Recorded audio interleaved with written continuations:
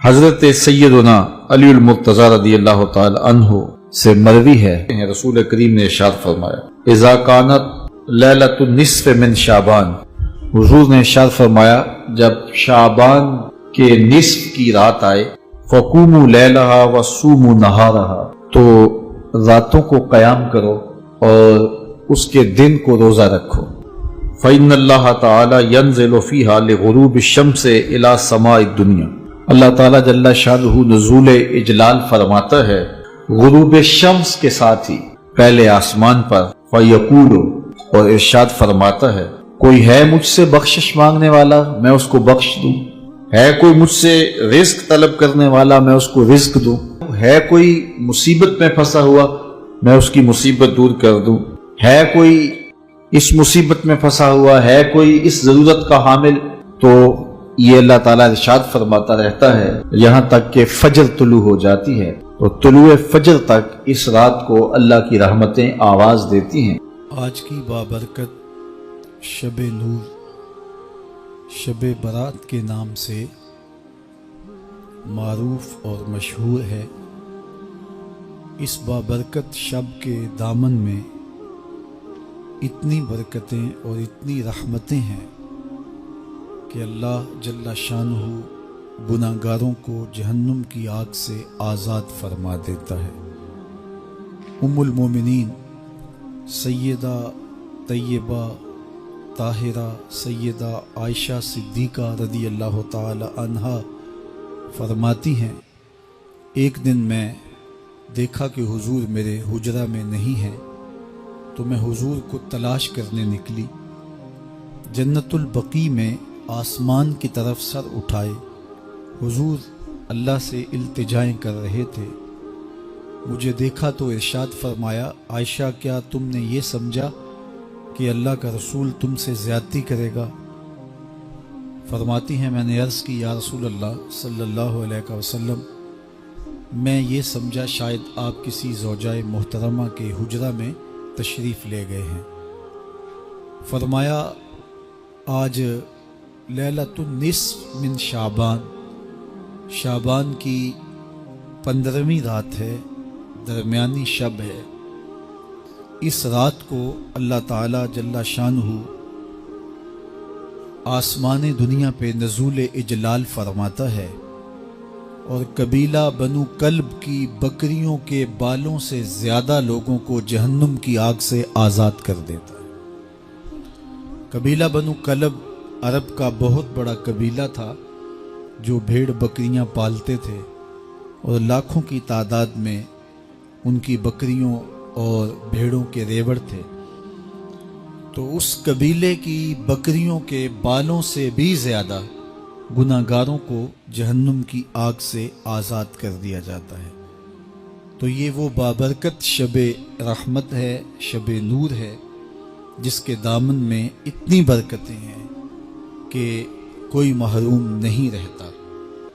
صرف وہ بد نصیب لوگ جو شرک میں مبتلا ہیں، جو سخت کینہ پرور ہیں، جو قطع رحمی کرتے ہیں، قاتل ہیں، عادی شرابی یا بدکار ہیں، انہیں اس مبارک رات میں محروم رکھا جاتا ہے، ورنہ اللہ کی رحمتوں کا عموم اس بابرکت راتوں میں اس قدر ہوتا ہے کہ کوئی گناہگار جو اس کے حضور ہاتھ دعا کے لیے اٹھاتا ہے اور اپنا دامن پھیلا کے اس کی رحمتیں مانگتا ہے، اسے محروم نہیں رکھا جاتا، بلکہ اللہ سب گناہگاروں کو جہنم کی آگ سے آزاد کر دیتا ہے۔ ایک روایت میں آتا ہے کہ اللہ لیلۃ النصف من شعبان، شعبان کی 15ویں رات کو آسمان دنیا پہ اپنی رحمتوں سے جلوہ گر ہوتا ہے اور فرماتا ہے کوئی رزق مانگنے والا میں اس کی جھولیاں بھر دوں، ہے کوئی مغفرت طلب کرنے والا میں اس کے گناہ معاف کر دوں، ہے کوئی مجھ سے عافیت مانگنے والا میں اس کو عافیتوں سے نواز دوں، ہے کوئی فلاں چیز مانگنے والا، ہے کوئی فلاں چیز مانگنے والا، اس کی رحمتیں آواز دیتی ہیں اور یہ آواز غروب آفتاب سے لے کر کے طلوع فجر تک مسلسل بندوں کو دی جاتی ہے، اور بندے اس کے حضور اگر دستے طلب دراز کریں، اپنی جھولی پھیلائیں، تو اللہ تعالیٰ ان کو ان کے مانگنے سے بھی زیادہ عطا فرماتا ہے۔ اس امت کو اللہ تعالیٰ نے اس طرح کی راتیں دے کر کے مغفرت، بخشش، غفران اور رحمتوں کی فراوانی نصیب کی ہے۔ میرے حضور نے ارشاد فرمایا، ایک شخص صبح سے لے کے ظہر تک مزدوری کرتا ہے، اس کو ایک قیرات ملتا ہے۔ ایک ظہر سے لے کر عصر تک مزدوری کرتا ہے، اس کا وقت تھوڑا ہے لیکن اس کو بھی ایک قیرات ملتا ہے۔ اور تیسرا شخص عصر سے لے کر مغرب تک مزدوری کرتا ہے، اس کو 2 قیرات ملتے ہیں، جبکہ اس کا وقت دونوں سے کم ہے۔ فرمایا پہلی مثال یہود کی ہے، دوسری مثال نصارہ کی ہے، اور تیسری مثال میری امت کی ہے کہ اس کو تھوڑے عمل پر زیادہ ثواب دیا جاتا ہے۔ تو یہود اور نصارہ نے اس پہ برا منایا، تو حضور علیہ السلام نے فرمایا کہ اللہ نے ان کے اجر میں تو کمی نہیں کی، لیکن مسلمانوں کو زیادہ اجر دے دیا، تو یہ اس کی کرم نوازی ہے۔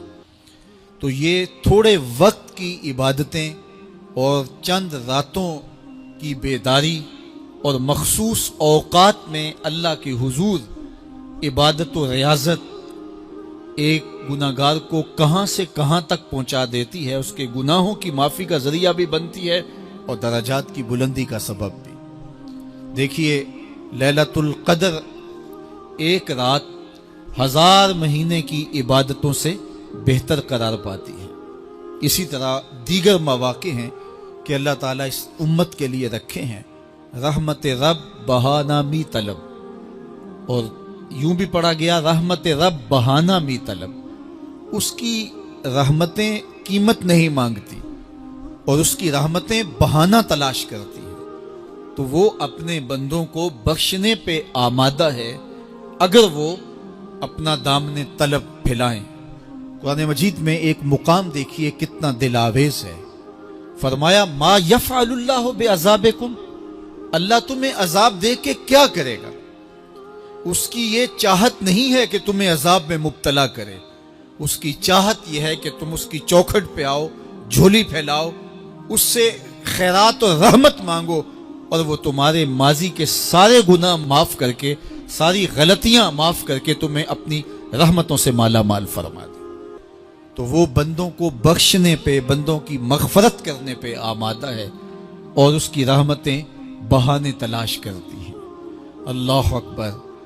اور دوسری جانب اس کے بندے، اس کے مملوک، اس کی مخلوق، اور مخلوق کی گناہگار اور نیکوکار اس کی رحمتوں کے طالب ہوتے ہیں، بلکہ وہ گناہ کرنے کے بعد جب معافی مانگتے ہیں تو اللہ کو یہ معافی بہت پسند ہے۔ معافی مانگنا، اس کے حضور اپنے دامن کو پھیلانا، وہ اس کو بہت زیادہ محبوب ہے۔ انسان کی فطرت کے اندر گناہ رکھا گیا ہے۔ آگ، ہوا، مٹی، پانی، یہ ان 4 چیزوں کا مرکب ہے۔ اس کے جو عناصر ہیں اس میں کبھی اعتدال قائم نہیں رہتا اور اس سے گناہ سرزد ہو جاتے ہیں۔ گناہ کرنے کے بعد بندے کا اس گناہ پہ اصرار کرنا، اڑ جانا، ضد کرنا، توبہ نہ کرنا، اللہ کو یہ پسند نہیں۔ لیکن اگر اس سے گناہ سرزد ہو جائے تو پھر وہ توبہ کر لے تو اللہ کو یہ بہت زیادہ پسند ہے۔ جو اس سے ہو سکے نیکی وہ اللہ کے حضور پیش کرے، لیکن اس کے اندر جو شر رکھی گئی ہے، اس کے اندر جو قوتیں گناہ کی رکھی گئی ہیں، اس سے اگر اس سے گناہ سرزد ہو جائے تو پھر وہ اللہ سے توبہ کرے، اللہ کی طرف رجوع کرے، تو اللہ اس کی توبہ کو نہ صرف قبول کرتا ہے بلکہ اس کے گناہوں کو معاف کرتا ہے اور گناہوں کو بدل کے نیکیوں میں تبدیل کر دیتا ہے۔ جب گناہ نیکیوں میں تبدیل ہو گئے تو جتنا بڑا گناہ گار تھا اتنا بڑا نیکوکار ہو گیا۔ حضرت سیدنا عمر رضی اللہ تعالیٰ عنہ بازار میں جا رہے تھے تو ایک شرابی نے ہاتھ میں بوتل پکڑی تھی شراب کی، تو حضرت عمر ہاتھ میں درہ رکھتے تھے اور آپ کا جاہ و جلال دیدنیت ہوتا، تو جو ہی حضرت عمر رضی اللہ تعالیٰ عنہ کو اس نے دیکھا تو ڈر گیا اور دل ہی دل میں کہا اے اللہ آج عمر کے قہر سے بچا لے، میں تیری بارگاہ میں سچی توبہ کرتا ہوں، اور جلدی سے شراب کو بغل میں چھپا لیا۔ اتنے میں حضرت عمر سر پہ پہنچ گئے اور گرج کر کڑک کے کہا کہ یہ تیری بغل میں کیا ہے؟ چونکہ اس کو بوتل چھپاتے دیکھا تھا تو وہ ڈر گیا اور ڈرتے ڈرتے کہنے لگا حضرت یہ سرکہ ہے۔ اب تھی تو شراب، لیکن ڈرتے ہوئے بولا حضرت سرکہ ہے۔ تو حضرت عمر نے کہا نکال۔ جب نکالا تو شراب نہیں تھی، واقعی سرکہ بن چکا تھا۔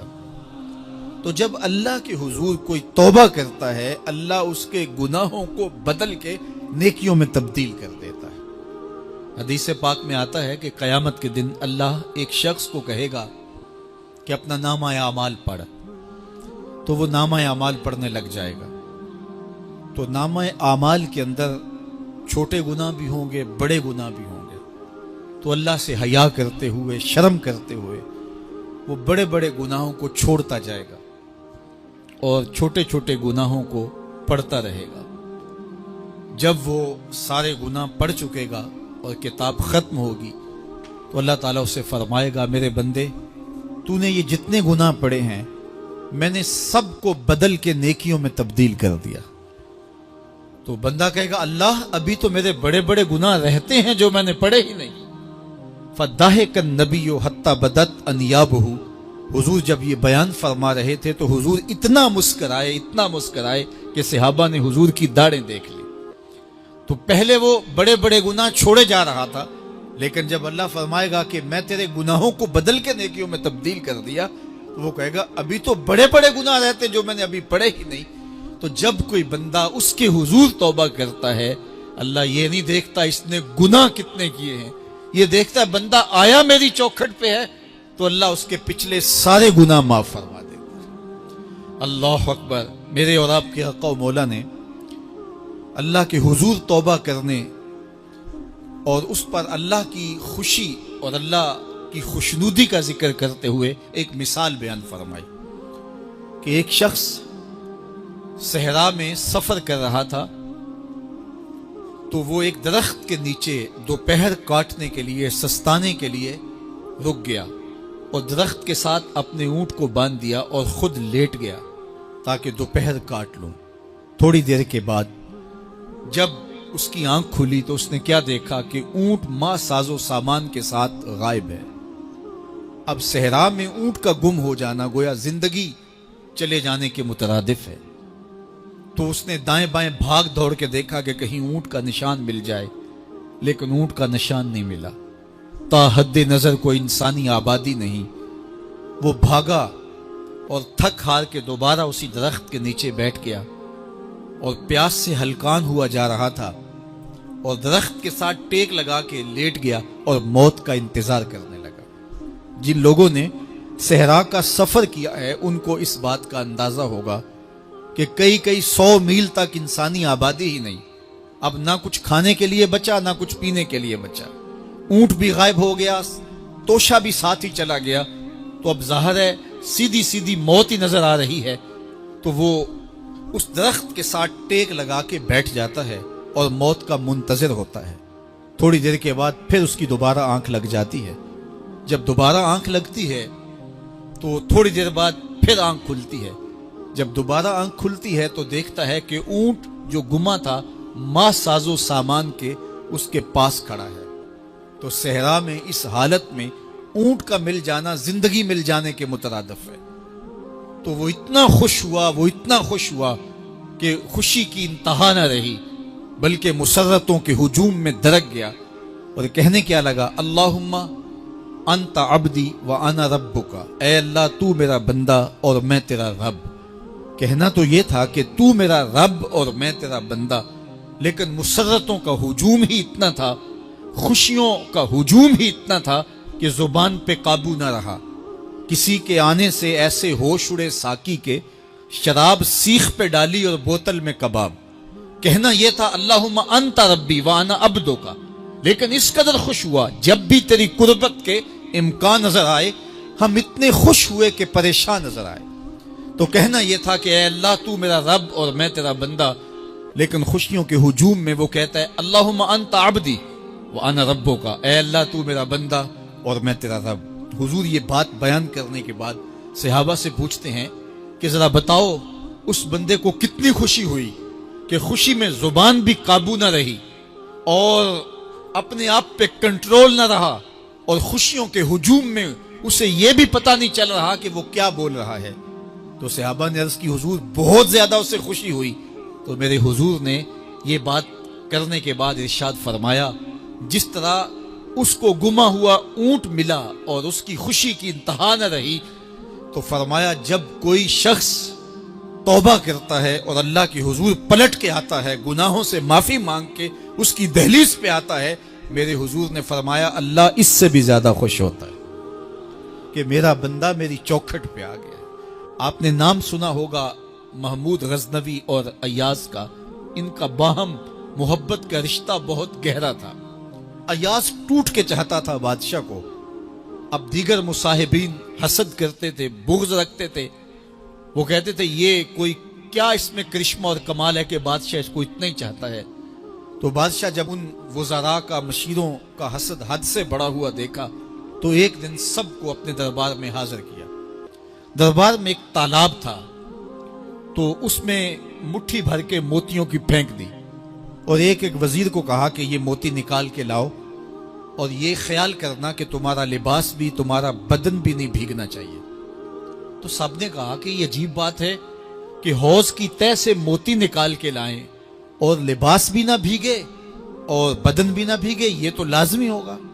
پھر دوسرے وزیر کو کہتا کہ یہ موتی نکال کے لاؤ، تمہارا لباس بھی نہیں بھیگنا چاہیے، تمہارا بدن بھی نہیں بھیگنا چاہیے۔ تو وہ آگے سے حجت کرتا یہ کیسے ہو سکتا ہے کہ بدن بھی اور لباس بھی نہ بھیگے اور موتی بھی نکال لاؤں؟ تیسرے کو، چوتھے کو، پانچویں کو، ہر ایک آگے سے حجت کرے، یہ کیسے ہو سکتا ہے؟ پھر ایاز آ گیا تو بادشاہ نے ایاز کو کہا کہ یہ موتی نکال کے لانے ہیں اور تمہارا لباس بھی اور تمہارا بدن بھی نہیں بھیگنا چاہیے۔ ایاز نے فوراً چھلانگ لگائی اور موتی نکالے۔ جب باہر نکلا تو بدن اور لباس پانی سے نچڑ رہا تھا، تو ایسے موتی بادشاہ کو پیش کیے اور بدن کپ کپا رہا تھا۔ تو بادشاہ بڑے غصے سے کہا کہ ایاز تمہارا بدن بھیگ گیا، تمہارے کپڑے بھی بھیگ گئے، میں نے کہا تھا لباس بھی نہیں بھیگنا چاہیے، کپڑے بھی نہیں بھیگنے چاہیے۔ تو ایاز بڑی لجاجت سے عرض کرنے لگا بادشاہ سلامت، آپ کے دو حکم تھے، ایک یہ کہ موتی نکال کے لانے ہیں، دوسرا حکم یہ تھا کہ لباس اور کپڑے بھیگنے نہیں چاہیے۔ تو ایک حکم میں نے پورا کر دیا ہے، دوسرے کی معافی چاہتا ہوں۔ تو صاحب اللہ نے حضرت انسان کے سینے میں جذبات کا ایک جہاں آباد کیا ہے، شیطان کو بھی انسان کے پیچھے لگا دیا اس کی آزمائش کے لیے، اس کے امتحان کے لیے، نفس بھی اس کے اندر موجود ہے، اور دوسری جانب اس کو گناہوں سے منع بھی کیا اور نیکی کی تلقین بھی کی۔ اب کتنی مشکل زندگی ہے حضرت انسان کی، آئی جان شکنجے اندر جویں ویلنے دے وچ گنا، کتنی مشکل زندگی ہے، خواہشیں ہیں کہ آوارہ ہیں، آرزویں ہیں کہ بے قابو ہیں، اور دوسری جانب اللہ کا حکم ہے۔ اب کیا کرے؟ تو گناہ کرنے کے بعد پھر اللہ کے حضور توبہ کر لے، جو ممکن ہو وہ نیکی کرے اور گناہ سے مقدور بچنے کی کوشش کرے، لیکن بشری تقاضوں کے تحت اگر اس سے گناہ کبھی سرزد ہو جائے تو اس پر اکڑے نہ اور اس پہ مصر نہ رہے، اس پہ اصرار نہ کرے، بلکہ فوراً اللہ کے حضور توبہ کرے۔ گناہ کرنے کے بعد بندہ جب توبہ کرتا ہے، التائب من الذنب کمن لا ذنب لہ، تو وہ ایسے ہوتا ہے جس طرح اس نے گناہ کیا ہوا ہی نہیں۔ بندہ 100 بار گناہ کر کے توبہ کرے، اللہ 100 بار معاف فرما دے۔ وہ کریم ہے، 70 ماؤں سے زیادہ پیار کرتا ہے۔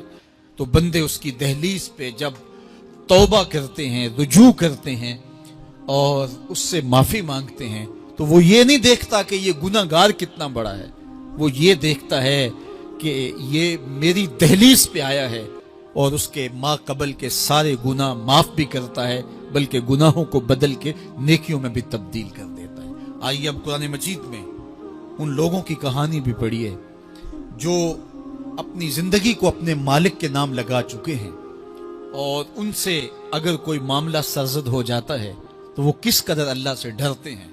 والذین یؤتون ما آتوا وقلوبہم وجلہ انہم الی ربہم راجعون.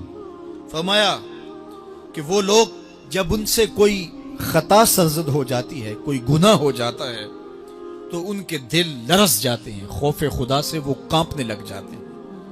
انہم الی ربہم راجعون، تو وہ اپنے رب کی طرف رجوع کرنے والے ہوتے ہیں. اگر ان سے کبھی کوئی گناہ سرزد ہو جائے، ان سے کوئی غلطی سرزد ہو جائے، تو پھر اس پہ ضد نہیں کرتے، اس پر مصر نہیں ہو جاتے، اس پر حجتیں اور دلیلیں نہیں لاتے، بلکہ وہ کیا کرتے ہیں، فوراً اللہ کے حضور رجوع کرتے ہیں اور معافی مانگتے ہیں. اور اللہ کو یہ بہت پسند ہے کہ کوئی مجھ سے معافی مانگے اور اللہ انہیں معاف کر دیتا ہے. اللہ اکبر. حضرت عبداللہ ابن مسعود رضی اللہ تعالیٰ عنہ فرماتے ہیں کہ مومن کی یہ شان ہے کہ جب وہ گناہ کر بیٹھے تو وہ یوں محسوس کرتا ہے جس طرح پہاڑ تلے آ گیا ہے. یہ اس کی کیفیت ہے کہ گناہ کرنے کے بعد، نافرمانی کرنے کے بعد اس کا دل لرز اٹھتا ہے. وَقُلُوبُهُمْ وَجِلَةٌ، ان کے دل خوف خدا سے لرزنے لگ جاتے ہیں کہ ہم سے یہ گناہ کیوں سرزد ہو گیا، یہ تو اللہ کی ناراضگی کا سبب ہے. تو حضرت عبداللہ ابن مسعود فرماتے ہیں یوں محسوس کرتے ہیں جس طرح پہاڑ تلے آ گیا ہے اور پہاڑ ابھی گر جائے گا اور انہیں کچل دے گا. تو وہ جلدی جلدی تلافی کرتے ہیں، توبہ کرتے ہیں، رجوع اللہ کرتے ہیں تاکہ ہمارا گناہ معاف ہو جائے. اور منافق کی مثال بھی بیان کی گئی. جب وہ گناہ کرتا ہے تو یوں محسوس کرتا ہے جیسے بدن پہ مکھی بیٹھی تھی، ہلکے اشارے سے اڑا دی. سویر سے لے کر شام تک کتنی بار ہم اپنے بدن پہ بیٹھی مکھیاں اڑا دیتے ہیں اور ہمیں شام کو یاد بھی نہیں ہوتا کہ یہ عمل ہم نے کتنی بار کیا ہے. میں اور آپ اپنے اندر اتر کر کے دیکھ سکتے ہیں ہماری کیفیت باطن کیا ہے. نمازیں چھوڑی، جھوٹ بولا، غیبت کی، چغلی کی، کسی کا دل دکھایا، کسی کو تکلیف دی، گالی گلوچ کیا، سب و شتم کیا، سویر سے شام تک کیا کیا گناہ کیے. کبھی خیال بھٹکے، کبھی سوچیں آوارہ ہوئیں، کبھی نگاہوں نے بدکاریاں کی، کبھی زبان نے جرم کیے، اور شام کو ہمیں یاد بھی نہیں ہوتا کہ آج ہم نے کیا کیا جرائم کیے، آج ہم نے کیا کیا گناہ کیے. اگر ہماری یہ کیفیت ہے تو یہ عملی نفاق ہے کہ بدن پہ مکھی بیٹھی اور اڑا دی. اور اگر ہماری کیفیت یہ ہے کہ گناہ کے بعد یہ محسوس ہوتا ہے کہ ہم پہاڑ تلے آ گئے اور اللہ کی ناراضگی ہم نے مول لے لی اور جلدی جلدی توبہ کر کے رجوع کرنے کی جانب بڑھتے ہیں، تو پھر مبارک ہو. نہیں تو مجھے اور آپ کو اپنا محاسبہ کرنا چاہیے. ہمارے دلوں پر زنگ چڑھ گئے ہیں اور ہماری کیفیت یہ ہو گئی ہے کہ گناہ کرنے کے بعد بھی ہم ڈٹے رہتے ہیں. جبکہ زندگی اصحاب رسول کی دیکھیے ان سے بھی کبھی کوئی خطا سرزد ہو جاتی تو وہ فوراً اس گناہ کی تلافی کے لیے حضور کی بارگاہ میں حاضر ہو جاتے. حضرت ابو لبابہ رضی اللہ تعالیٰ عنہ نے اپنے آپ کو مسجد نبوی کے ستون کے ساتھ بندھوا دیا اور کہا کہ جب تک میری معافی نہیں ہوگی تب تک اپنے آپ کو کھلواؤں گا نہیں. اور پھر جب ان کی بخشش کا اعلان ہوا تو پھر حضور کے ہاتھوں سے اپنے آپ کو انہوں نے کھلوایا. ایک خاتون حضور کی خدمت میں حاضر ہوئی اور عرض کی یا رسول اللہ صلی اللہ علیہ وسلم، مجھ سے بدکاری سرزد ہو گئی ہے اور میرے پیٹ میں بچہ ہے اور میں چاہتی ہوں کہ آخرت کی سزا کی بجائے دنیا کے اوپر اس کی سزا مجھے دے دی جائے تاکہ میں پاک ہو جاؤں اور صاف ہو جاؤں، کیونکہ آخرت کی سزائیں بہت سخت ہیں. اللہ کے محبوب علیہ السلام نے جبریل امین سے ایک دن پوچھا تھا مجھے جہنم کے عذابوں کا ذکر سناؤ. تو عرض کی یا رسول اللہ صلی اللہ علیہ وسلم، سب سے ہلکا عذاب، اخف العذاب، ہلکا ترین عذاب یہ ہے کہ جہنمی کے پاؤں میں آگ کے جوتے رکھے جائیں گے. باقی اس کے پورے بدن پہ آگ نہیں ہوگی، صرف آگ کے جوتے اس کو پہنائے جائیں گے. لیکن اس کی حدت، گرمی اور شدت اتنی ہوگی، یغلی منہما دماغہ، اس کی شدت سے اس کا دماغ پگھل کر ناک اور کانوں کے ذریعے سے باہر آنا شروع ہو جائے گا. یہ سب سے ہلکے عذاب کی کیفیت ہے. اور جو عذاب سخت ہیں الیاذ باللہ، اللہ تعالیٰ قرآن مجید میں فرماتا ہے ثم لا يموت فیہا ولا یحیا، اس بڑے عذاب کا ذکر کیا جو جہنمیوں کو دیا جائے گا. فرمایا اس عذاب کی کیفیت یہ ہوگی بندہ نہ جیے گا نہ مرے گا. جیے گا اس لیے نہیں کہ آگے اور پیچھے دائیں اور بائیں آگ ہی آگ ہوگی تو اس آگ میں جینا کو جینا تو نہیں ہوگا. اور مرے گا اس لیے نہیں کہ موت کو موت آ چکی ہوگی. جنت میں جنتیوں کو ایک ہی ڈر اور خدشہ ہوگا کہیں موت نہ آ جائے, اور جہنمیوں کو ایک ہی امید ہوگی کہیں موت آ جائے اور جان چھوٹ جائے. اللہ تعالیٰ مینڈے کی شکل میں موت کو لائے گا اور موت کو ذبح کیا جائے گا. جنتی جنت سے اور جہنمی جہنم سے دیکھ رہے ہوں گے. جب موت کو ذبح کر دیا جائے گا اب موت نہیں ہے تو جنتی اتنے خوش ہو جائیں گے کہ اگر موت کو موت نہ آئی ہوتی تو یہ خوشی سے مر جاتے, اور جہنمی اتنے مایوس دکھی اور پریشان ہوں گے کہ اگر موت کو موت نہ آئی ہوتی تو یہ صدمے سے مر جاتے. تو وہ کتنا سخت عذاب ہوگا. اللہ یاز باللہ کے ہلکے ترین عذاب کی کیفیت یہ ہے کہ پاؤں میں آگ کا جوتا اور دماغ پگھل کے ناک اور کانوں کے راستے سے باہر آ جائے. تو اس نے عرض کی یا رسول اللہ صلی اللہ علیہ وسلم میرے اوپر حد جاری کر دیجئے. اور اس نے کہا کہ میرے پیٹ میں جو ہے وہ بچہ ہے. اللہ کے محبوب علیہ السلام نے فرمایا جاؤ جب بچہ پیدا ہو تو پھر آنا. وہ چلی گئی. تو جب بچہ پیدا ہوا تو گود میں اٹھائے پھر حضور کی خدمت میں حاضر ہوئی اور عرض کی یا رسول اللہ یہ ہے بچہ جو میں نے گناہ کیا تھا, بدکاری کی تھی, آج یہ اس کی نشانی ہے. تو اللہ کے محبوب علیہ السلام نے فرمایا کہ اسے لے جاؤ اور اسے دودھ پلاؤ, اور جب یہ کچھ کھانے پینے لگ جائے گا تو پھر آنا. تو تھوڑی دیر کے بعد, کچھ دنوں کے بعد وہ دوبارہ حاضر ہوئی اور اس نے اس بچے کے ہاتھ میں روٹی کا ٹکڑا دیا ہوا تھا اور عرض کی یا رسول اللہ دیکھ لیجئے اب یہ روٹی کھانے لگ گیا ہے. اللہ اکبر. تو اللہ کے محبوب نے فرمایا انہیں لے جاؤ اور جا کے انہیں سنگسار کر دو. اس کی یہ حد بنتی تھی, اس کو سنگسار کیا اور اس نے خود یہ سزا اپنے لیے قبول کی. مائز ابن مالک اسلمی عرض کی یا رسول اللہ طہرنی, مجھے پاک کر دیجئے. میرے حضور نے فرمایا جاؤ اللہ سے معافی مانگو.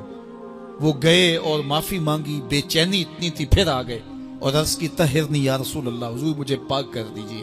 فرمایا جاؤ اللہ سے معافی مانگو. وہ گئے, معافی مانگی, پھر پلٹ آئے.